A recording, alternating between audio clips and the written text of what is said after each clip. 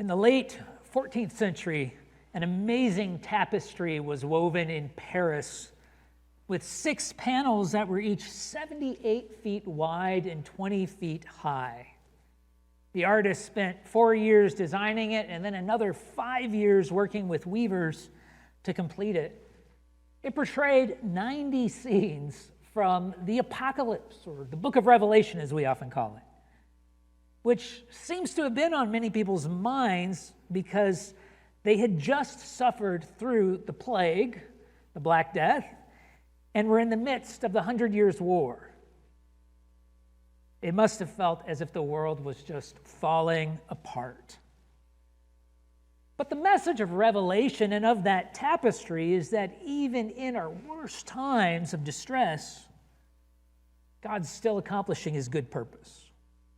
History is his giant tapestry. He's sovereignly working out his grand design, but his control extends beyond just the big picture of things. He's involved in the details, guiding all the circumstances of our lives. In Romans 8:28, the Apostle Paul expresses his confidence in God's providential control of things by saying, "And we know that for those who love God, all things work together for good, for those who are called according to his purpose." Now, it may have just been a few weeks after he wrote those words to the Romans that Paul's faith is really put to the test.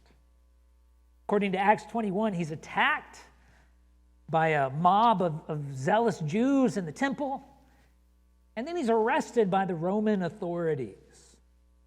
So how do you maintain confidence in God through experiences like that? Well, we look to biblical examples to strengthen our faith, and here in Acts 22, verse 22 down through 23:35, we see how God uses 7 different circumstances to accomplish his good purpose during Paul's imprisonment in Jerusalem.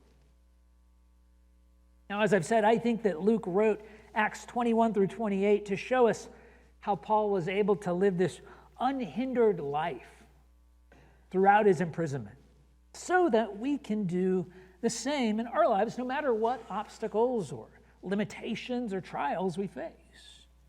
We've already seen in chapters 21 and 22 that he drew upon the power of fellowship and found freedom in God's truth. But living an unhindered life also requires this sense of confidence in the providence of God.